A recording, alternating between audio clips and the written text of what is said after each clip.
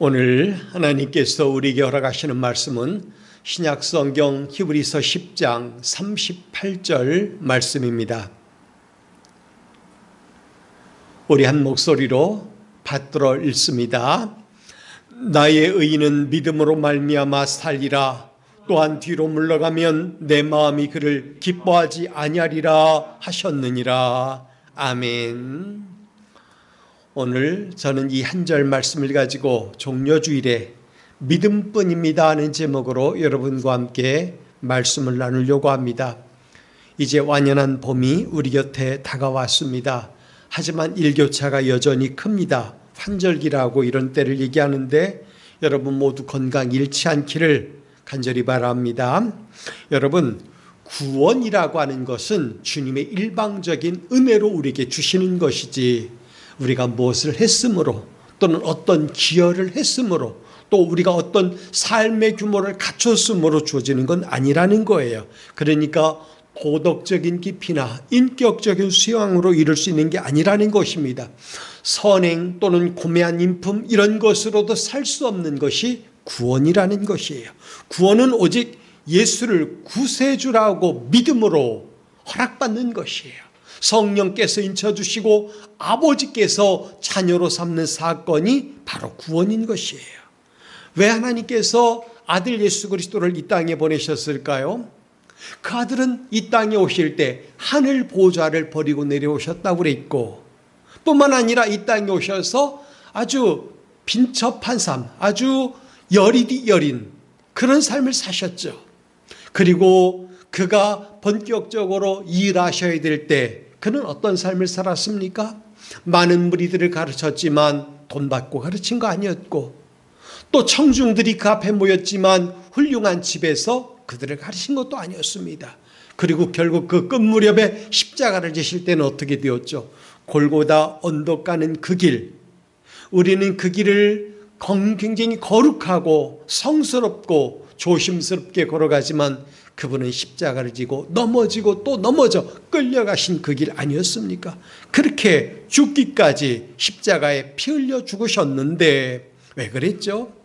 그 이유를 성경은 단 하나로 말할 때 아버지께서 이 세상을 너무 사랑하셨다는 거예요. 그래서 그 사랑 때문에 자기의 하나밖에 없는 아들을 이 땅에 내려보내셔서 누구든지 그의 이름을 부르고 믿는 자들에게 구원 곧 영생을 주셨다. 이렇게 성경은 얘기하고 있습니다. 단 하나예요. 세상을 이처럼 사랑하셨기 때문에, 그 이유 때문에 아들이 아버지의 마음을 알아서 십자가에 달려 죄를 대속하는 길밖에 없기 때문에 그 길을 선택해 걸어가셨다는 것입니다. 대신 죽으시고 우리에게는 대신 천국 가는 길을 열어주신 사건, 이게 바로 십자가 사건이고 예수님이 이 땅에 오셔서 십자가를 지신 이유가 되는 것입니다. 여러분, 영생을 얻고 천국에 들어가는 유일한 길이 있다면 그것은 예수를 구세주 그리스도라고 믿는 단 하나밖에 없습니다. 그래서 성경은 무조건 선포하기를 예수 이름밖에 없다 이거예요.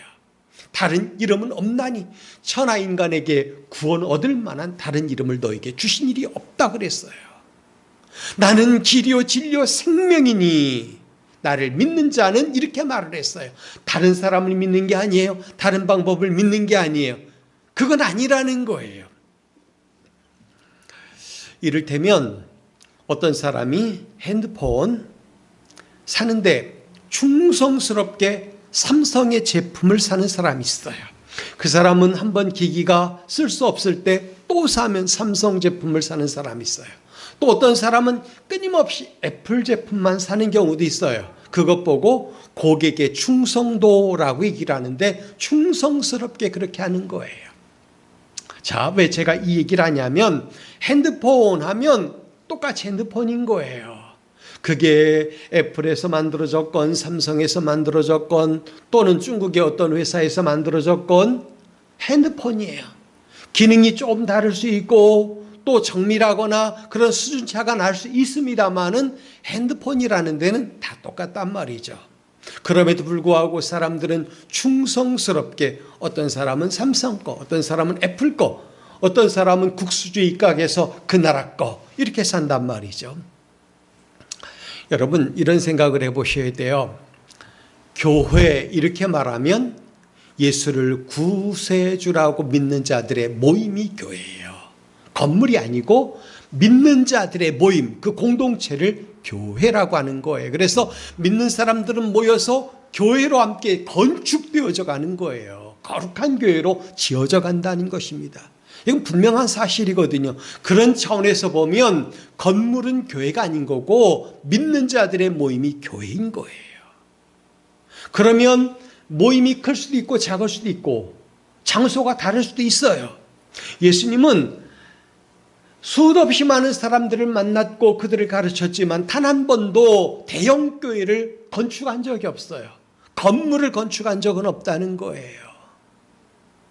그렇다고 해서 예수님이 목회를 잘못한 거냐? 그것도 아니잖아요. 가장 탁월했고 가장 멋졌고 가장 훌륭한 목회자라고 하면 예수님을 들 수 있어요. 그분은 귀한 분이었거든요. 그런데 보세요. 어떤 사람은 이 교회 아니면 안 돼. 저 사람은 저 교회 아니면 안 돼. 이런다는 거죠. 아주 오래전에 제주에서 목회할 때인데 어떤 분이 강사로 설교하러 와서 이런 얘기를 하는 거예요. 자랑스럽게 얘기하죠.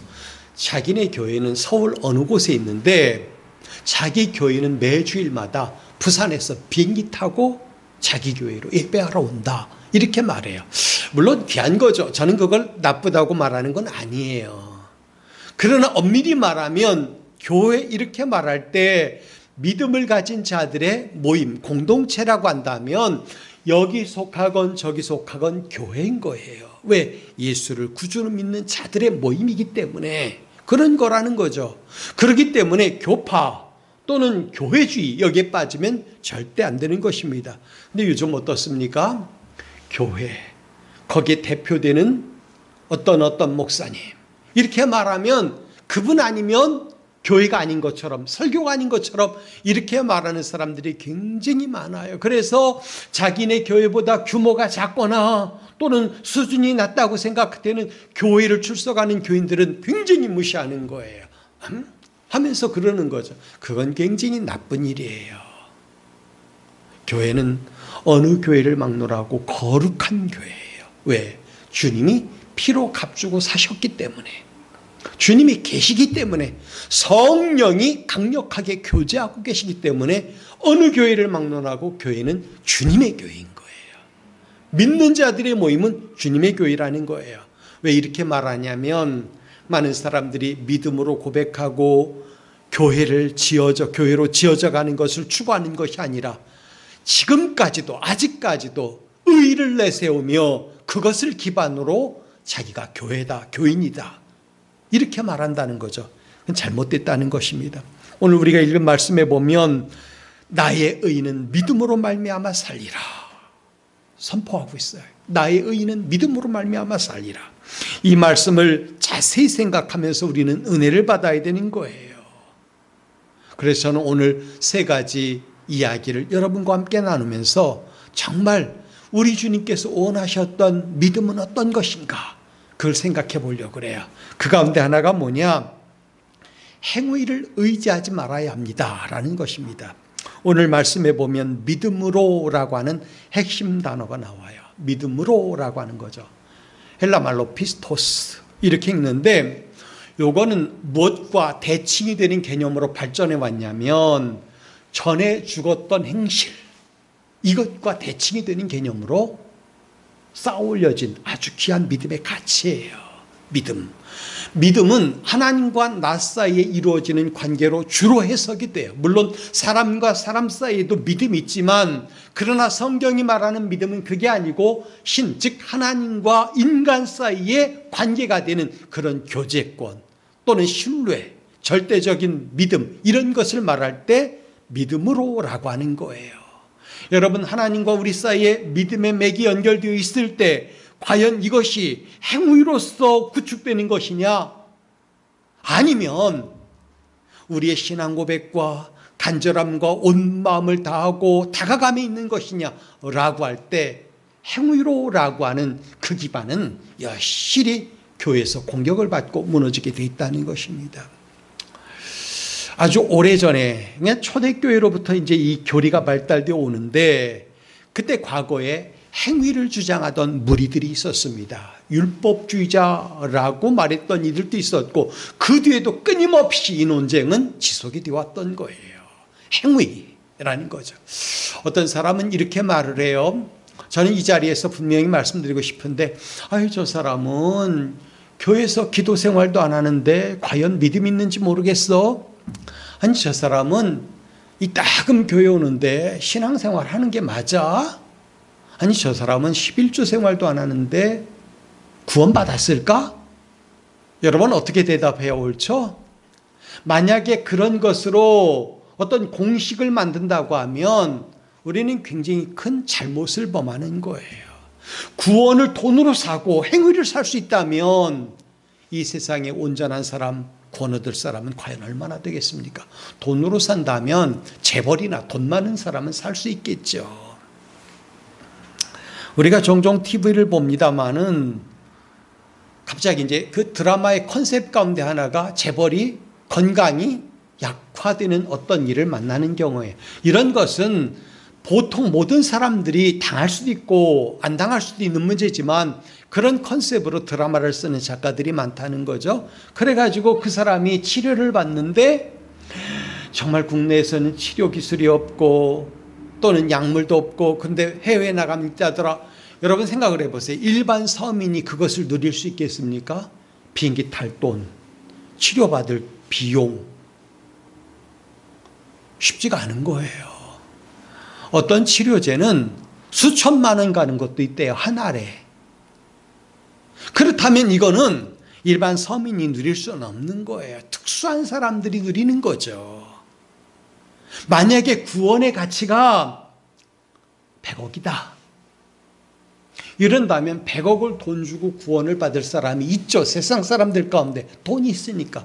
그러나 여러분, 돈 없는 사람은 구원 그럼 못 받습니까? 그건 아니라는 거예요.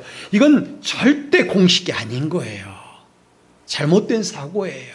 그렇기 때문에 어떤 행위를 가지고서 교회를 평가하고 신앙을 평가하고 사람을 평가한다면 그거는 잘못된 기반 위에 그 사람의 신앙이 서 있다라는 걸 분명히 얘기하는 거예요. 여러분, 행위를 의지하지 말아야 되는 거 이건 성경이 우리에게 분명히 가르쳐주는 것입니다. 복음의 가장 핵심적인 요소, 중요한 요소는 우리가 죄사함을 받고 구원받은 것은 결코 우리의 선행이나 행함으로 의로워진 게 아니라는 거예요. 말미암지 않았다는 겁니다. 오직 믿음으로 말미암았다라는 거예요. 중세를 흔히 암흑시대 이렇게 말을 해요. 천년시대라고 말을 하는데 왜 암흑시대라고 말할까? 그것은 의로움, 그러니까 구원의 의로운 빛이 깜깜해졌기 때문이다 라고 말하면 상당히 맞지 않을까 생각을 해요. 그 당시 평가하는 사람들은 로마 가톨릭 교회가 심히 타락했다 이렇게 말을 해요. 그 가운데 대표적인 것이 면죄부 판매라는 것이죠. 이 때문에 종교개혁이 일어난 거죠. 대표되는 사람이 마틴 루터라고 하는 거 잘 알 것입니다. 그가 내세운 기칙 가운데 하나가 바로 오직 믿음으로라는 거였어요. 오직 믿음으로. 구원은 인간의 어떤 고행이나 선행으로 되는 게 아니다 이거죠. 뿐만 아니라 율법을 다 지행함으로 구원받을 수 있다라는 게 아니에요.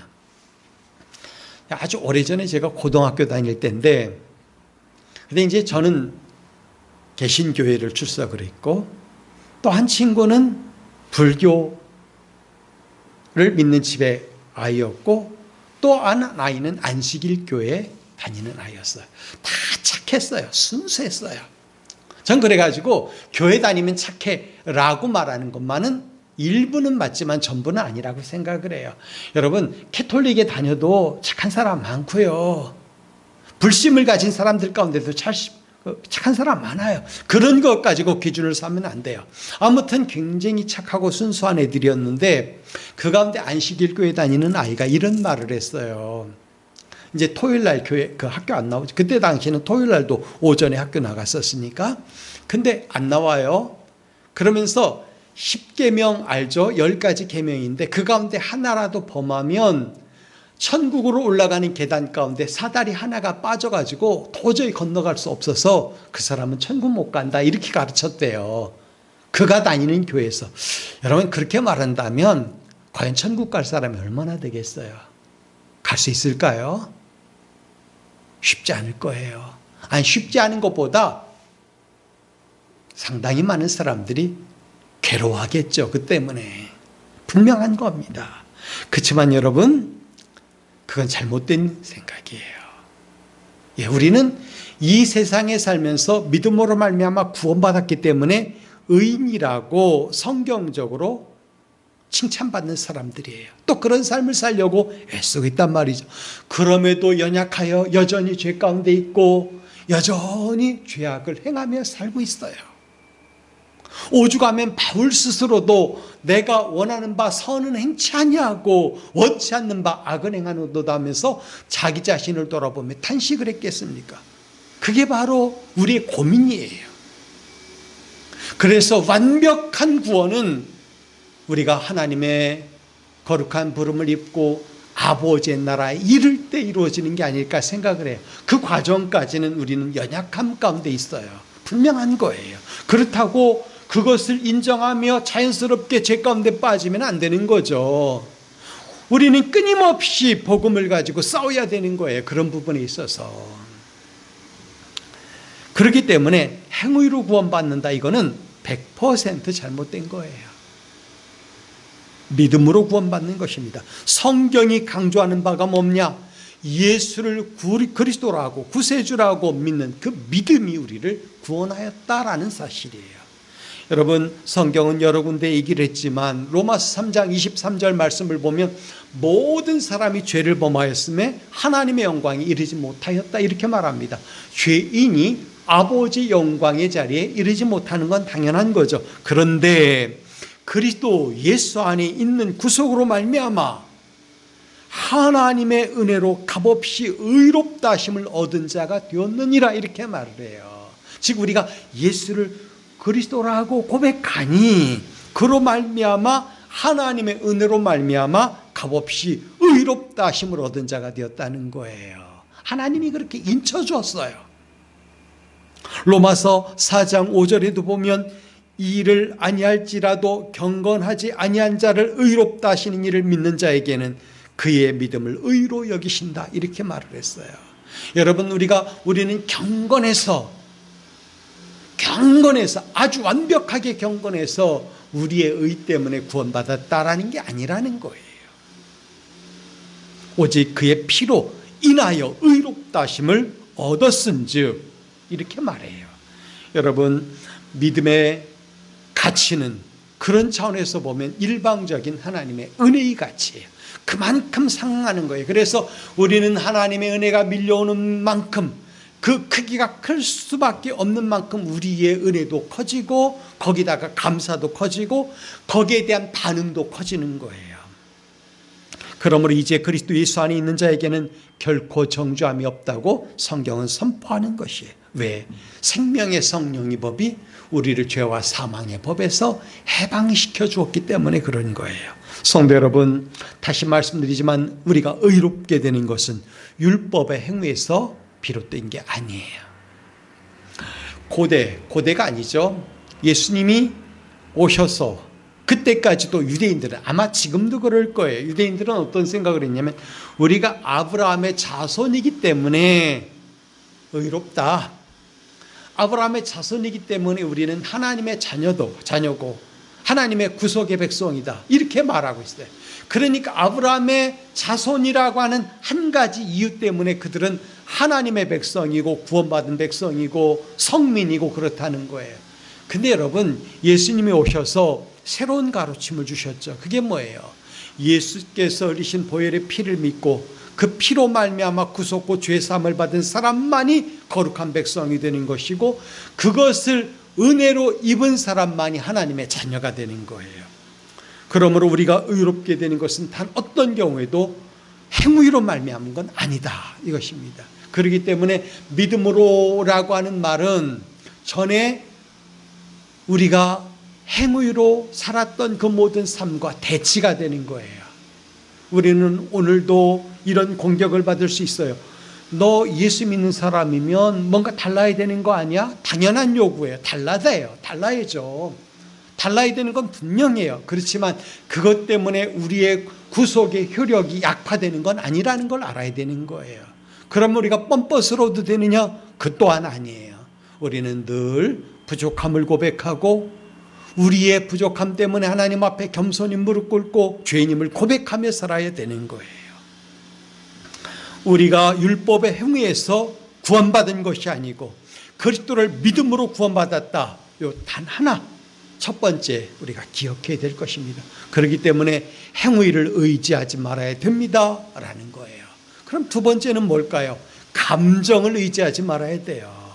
믿음으로 사는 사람은 결코 사람의 감정을 의지해서는 안 되는 거예요. 여러분, 우리의 감정이 어떻죠? 하루에도 수십 번씩 바뀌어요.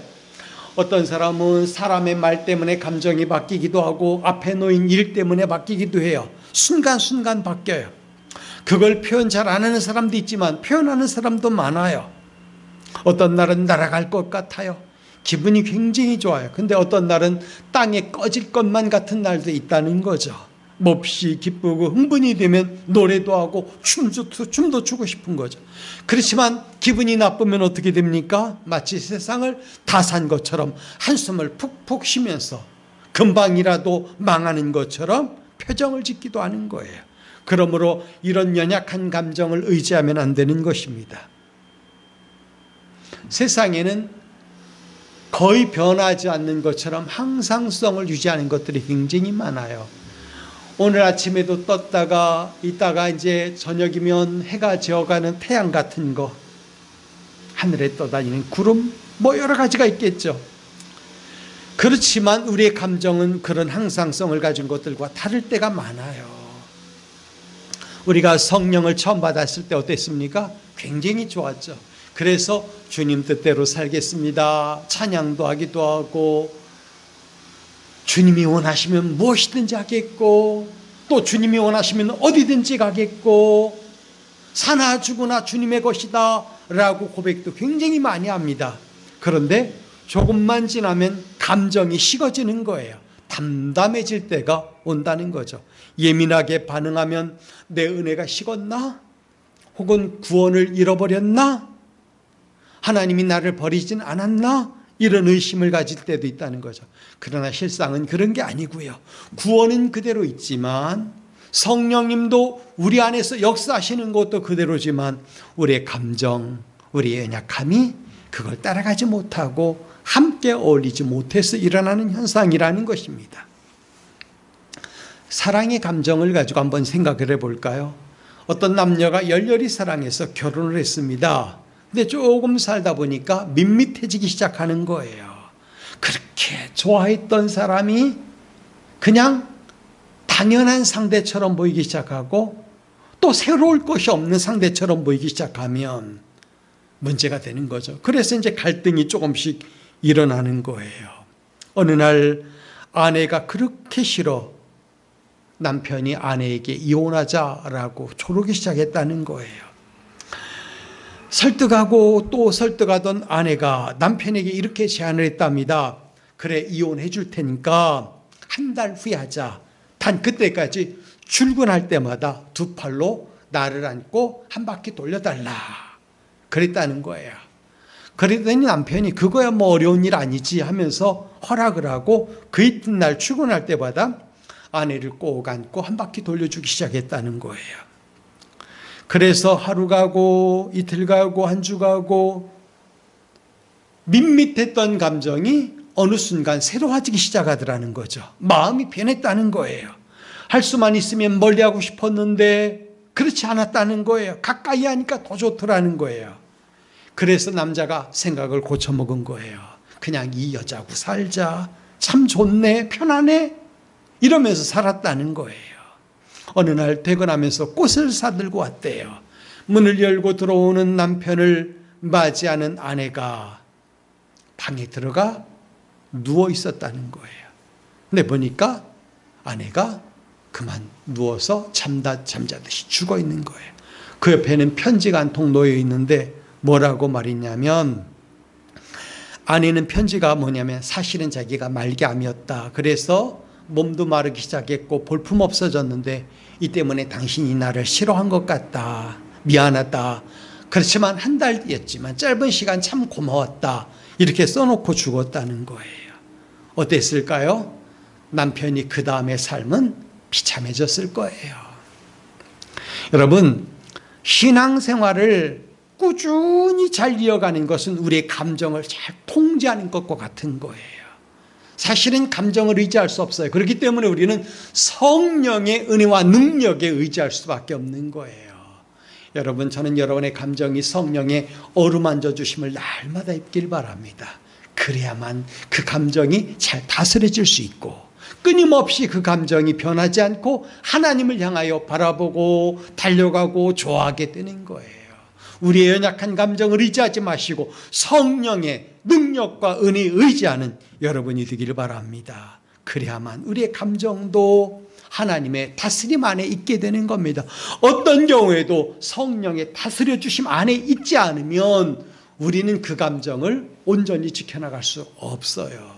전에 좋아하던 거 지금 싫어진 게 한두 가지입니까? 우리가 아는 대로 자동차를 처음 샀습니다. 탔습니다. 얼마나 소중히 여기는지 몰라요. 저 같은 경우도 처음 그 차를 만났을 때 내가 이 차를 버릴 때까지 상처 없이 타고 다녀야지. 깨끗하게 타야지. 근데 한 달도 안 됐는데 여기 받고 저기 받고 얼마나 마음이 찢어지는 것 같았는지 몰라요. 근데 얼마 지나자 누가 문콕을 하고 또는 돌이 튀어나와서 페인트가 벗겨지고 그래도 그런가 보다 그러고 마는 거예요. 감정은 그런 거예요. 그러니 감정의 지배를 받고 신앙생활할 것이 아니라 성령의 지배를 받고 신앙생활을 아름답게 이끌어가는 남은 생애 여러분의 삶이 되기를 주님의 이름으로 부탁드립니다. 마지막 세 번째입니다. 보고 듣는 것에 의지하지 말아야 합니다. 이게 참 중요한 거예요. 우리 인생은 행위를 의지하는 거, 감정을 의지하는 거 잘못된 거라고 그랬어요. 신앙생활에 있어서는. 세 번째는 보고 듣는 것을 의지하는 거 잘못된 거예요. 고린도후서 5장 7절 말씀에는 이런 말씀을 우리에게 던져주고 있어요. 이는 우리가 믿음으로 행하고 보는 것으로 하지 아니함이로다. 이렇게 말했어요. 믿음으로 행하고 보는 것으로 하지 않는다는 거예요. 보는 것으로 행하지 않는다. 이 말이 잘 생각해 봐야 되는 것인데 우리의 돌아보는 것은 보이는 것이 아니요 보이지 않는 것이다. 이렇게 말을 했어요. 이게 영적 삶의 대단한 가치예요. 보이지 않는 것. 여러분, 천국이 지금 보입니까? 어떤 사람은 천국을 갔다 왔다. 어떤 사람은 하나님을 만났다. 어제 기도했는데 하나님이 음성을 들려주었다. 이런 사람들이 종종 있어요. 우리는 그 사람들의 그런 말을 무시할 수는 없어요. 그러나 그걸 모든 사람이 다 함께 경험하고 공유할 수 있는 것으로 객관화시키면 안 되는 거예요. 그건 주관적인 경험이라는 거예요. 오히려 그보다 더 상당한 부분은 비밀에 감춰져 있고 보이지 않는 영역에 있는 거예요. 믿음은 그런 거예요. 보이지 않는 영역에 있는 것입니다. 그러므로 우리가 보는 것으로 행하지 않는다. 믿음으로 말미암아 살리라. 이런 것들은 뭐냐? 보이는 것에 의지하고 그것에 기반을 두고 듣는 것에 의지하고 거기에 기반을 두면 진정한 영적인 부분, 그걸 우리가 놓치게 된다는 것입니다. 왜? 보이는 것은 잠깐이잖아요. 예, 이 세상이 오래 갈 것처럼 여기는 사람도 분명히 있어요. 그러나 그렇게 안 보는 사람도 있다는 거죠. 성경은 우리는 세대주의자가 아니에요. 그러나 분명한 것은 예수님은 오시겠다고 했고 그날에 공중에서 강림할 것이라고 성경은 얘기했어요. 천사 나팔 불며 예수님을 모시고 이 땅에 강림하겠죠. 믿는 자들이 다 보겠죠. 그때 구원 얻은 백성들은 주님을 공중에서 만나게 되겠죠. 성경은 그걸 얘기하니까. 그런데 그 시간 동안이 영원히 계속될 것이라 여겼던 돈이나 권력이나 이 세상 것들, 집이나 건물이나 어떤 것이든 남을까요? 다 풀어 헤쳐짐을 받을 것이라 그랬어요. 다 풀어헤쳐질 거예요. 견고하게 쌓아놓은 거 다 풀어헤쳐질 거예요. 어떤 군 출신 장성이 이야기하는 것을 간접적으로 들은 적이 있는데, 직접 들은 게 아니라 방송을 통해서 본 적이 있는데, 북한의 최고 권력자들은 지금 지하 깊은 곳에 벙커를 만들어 놓고 있대요. 뭐 이를테면 핵이 터져도 견딜 수 있는 거라는 거죠. 그런데 실제로는 그것까지 뚫고 들어가는 무기가 있다는 거예요. 무서워 안 되는 거예요. 아니, 혹 세상의 것으로 뚫고 들어가지 못할지 몰라도 하나님이 이 세상을 심판하실 때 과연 그것들이 견딜 수 있을까요? 그건 아니라는 거예요. 다 풀어헤쳐지는 거예요. 그렇기 때문에 우리는 눈에 보이지 않는 신령한 세상, 하나님 나라를 사모하며 거기에 마음을 두고 거기에 정성을 쏟고 우리의 온 심령을 쏟아야지. 이 땅의 것으로 쌓아놓고 그것으로 우리 인생을 형통하리라 생각하며 미래를 구축하려고 하면 잘못됐다는 거예요. 어떤 부자가 농사를 지었어요. 농사가 너무너무 잘 됐어요.